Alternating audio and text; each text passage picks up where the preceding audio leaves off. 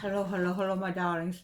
Thank you for joining me on A Slice of Life, A Slice of Life. I'm having trouble tonight with my teeth, but I'm going to go on with the show because I want to make sure I talk about something I saw on Beyond the Gates. And the character on Beyond the Gates has made her decision not to live with breast cancer, not to take any more chemo, and it infers that she doesn't want to live. And so I thought I would talk about that because I remember myself, I don't take any more chemo. I couldn't take any more, whether I wanted to or not. And so I couldn't take all the dosages. And I remember her talking about the poison, how you just don't want it anymore. My body rejected it. And so my thing tonight is why life is worth living. I have some notes on it. I just don't know about my teeth tonight, what is happening. Something is happening, but I got to keep going. Why life is worth living. So why is life worth living? Because breath itself is evidence of purpose. Breath itself is evidence of purpose. So I'm still breathing. But all this is going on, I'm still breathing. And because of that, that's enough reason to continue. You wake up in the morning and you say, I made another day. And so the character on Beyond the Gates, her position is that the poison is so bad. Some of you know what I'm talking about. Some of you may be taking chemo now or radiation, or you're on something that you're tired of it. You just don't want to do it anymore. But if it's helping, then you got to do it. In my case, it stopped helping. It's not helping. I couldn't do it anymore. So if that's the case, then what do you do? Do you just say, okay, I'm just going to go get crawl in the bed? No. It's I did the best I could. I took it as long as I could. I'll try something else. I'll work on something else, but I'm going to stay here. And you just open your eyes every day and make something happen.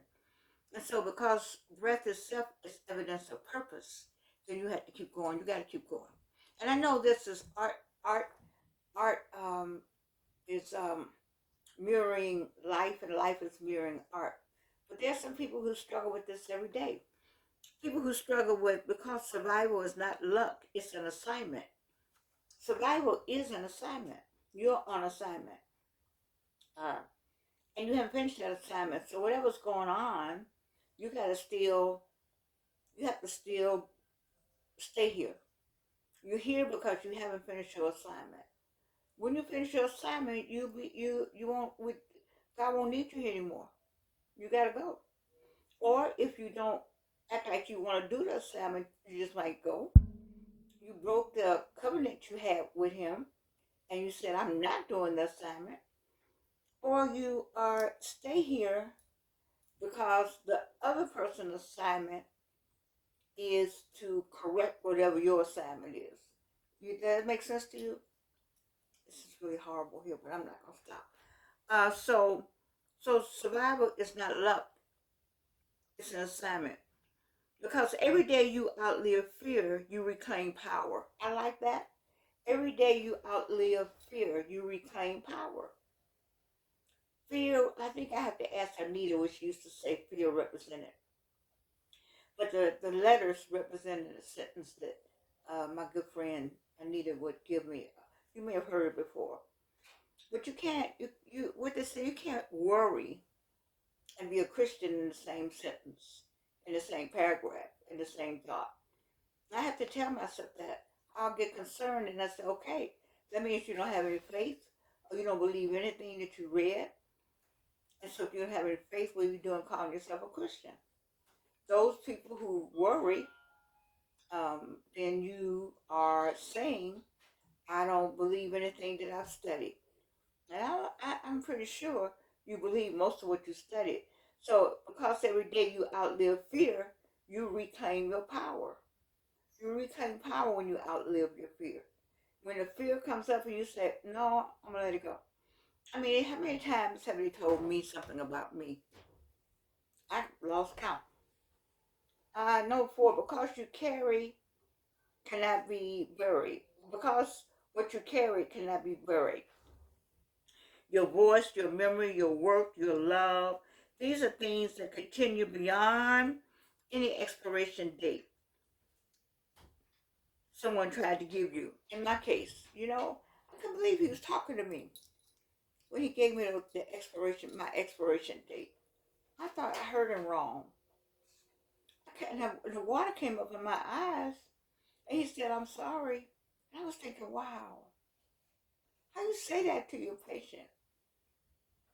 But I guess he's so used to saying it, and if you say it and you believe it, then you'll go home and say, "Well, he said I'm not gonna live past blah blah blah." So you start making your arrangements, and sure enough, you don't live past that date. But you talk yourself into that grave. You put yourself in the coffin. They can't give you a date. Who who who died and made them God? No. You have to go with the date that God has. And you don't know that date.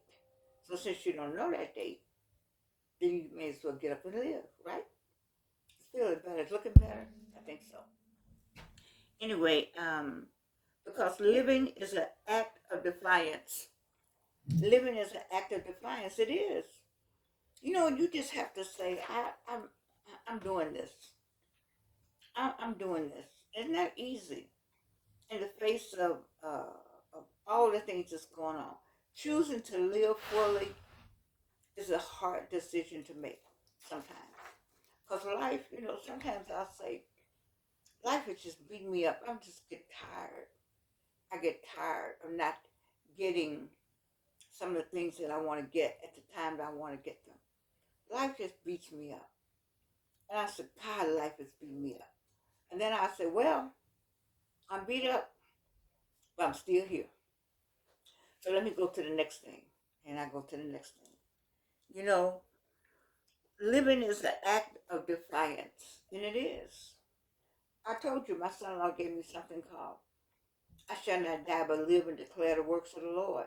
If I'd have had that piece of paper, I'm pretty sure by now I wouldn't be on this episode had I not had the piece of paper.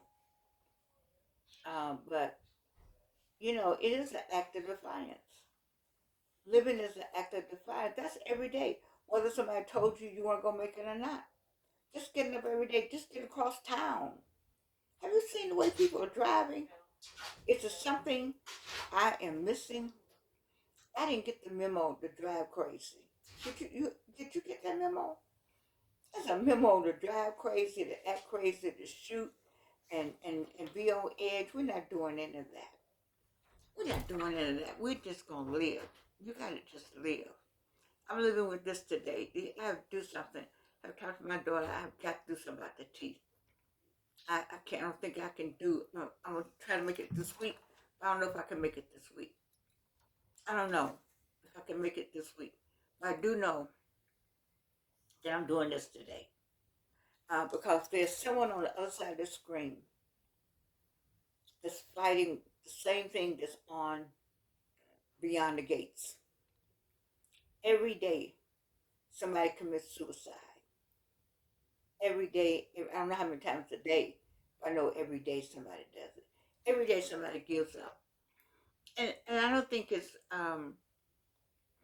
suicide to give up on when you say, I don't want to do the chemo anymore.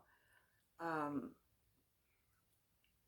don't look at it as suicide because your body just can't take it anymore. In my case, your body can't take it anymore. Just can't take it anymore. And so, what do? You keep going. You got breath. You have to survive. You got to outlive fear. You got to carry. I like the one that says you carry what you cannot bury. And what do I mean? I like that the best because of your voice. Somebody will remember your voice after you're dead and gone. They remember your work. Somebody will remember your love. So living is an act of defiance. You got to defy. You got to be defiant. It takes a lot to just live. Just say, I'm going to live. Somebody on the other side of the screen needs to say that. I'm going to live. Whatever that means, I'm going to live. And I was given an expiration date, but I chose to live anyway. I was given an expiration date. He was very clear, my doctor was. But I said, no, okay. I went and told another doctor who said he had a right to give you that date. Once that doctor said the other doctor didn't have a right to give me that date, he said, what does he know? And this was an older doctor. So he's been through a lot of people like me. And he said, no, don't worry about that. He said, you just keep living. Don't you like what you do? And at the time I was, I taught 21 years at Clark Atlanta. I'm not there anymore. I told him, yes. He said, well, you do what you like doing. Whatever it is you like doing. So I like doing this. I love doing these shows. I love sharing information. In spite of whatever's going on with me, I don't care about. I'm holding these teeth together, holding the hair together. It's all right. Because I'm interested in the person on the other side of the screen who may be going through the same thing I'm going through in a different form. A different something is going on. We don't know what it is. But that cancer has a way. But it's not just cancer. I've had 3 death-defying. So cancer. I went through a windshield of a car. How many people go through the windshield and live? Like through it. I went through it. I'm still here. And I was in a situation in a car with somebody who was crazy and decided that he wanted to kill us both. And they said that. I was in the car. And he said, well, I'm just going to do all this. And he did all that. I just started praying. So I get out the car with this person. I would never get back in there again. And I didn't. But they just decided, just went crazy. Driving down the street at night, crazy stuff. So you've been in some situations and God has brought you out of them, then you have some work to do. And you got to do that work. And this is my work. This is part of my work. On the other side of the screen, there's always somebody that needs to hear a word from me. I'm not a minister, ain't trying to be one. I got a daughter who's Reverend and my son-in-law who's presiding elder, Reverend. I got enough reverends going on. I just shared Georgianne. And mainly because I saw Beyond the Gates today. And the character said she didn't want to go on. And the husband was having such a fit. And I just want to tell her that, in the character, they might write it where she'll be all right. I don't know where they're going with it. But for you, I want you to know you'll be all right. You will be all right. Because you got to get up every day and say, I shall not die, but live and declare the works of the Lord. I shall not die. I shall not. You have to get up and say that. Look in the mirror and say it. I shall not die, but live and declare the works of the Lord. And mean it when you say it. And think about that person who you need to do something for or with. And think about the people who are relying on you. Just think about it. And think about that assignment that you know you're on. That you can't take yourself off your own assignment. You can't do that. Your name is not God. Your name is Alice and all them different names out there, but it ain't that. So anyway, stay with me. Don't leave me. I need you. You're a subscriber. Or you will be one. Or you not going to remain one. But you're going to stay with me. You know why? Because I love you. With all these teeth problems, I love you. And there's nothing you can do about it.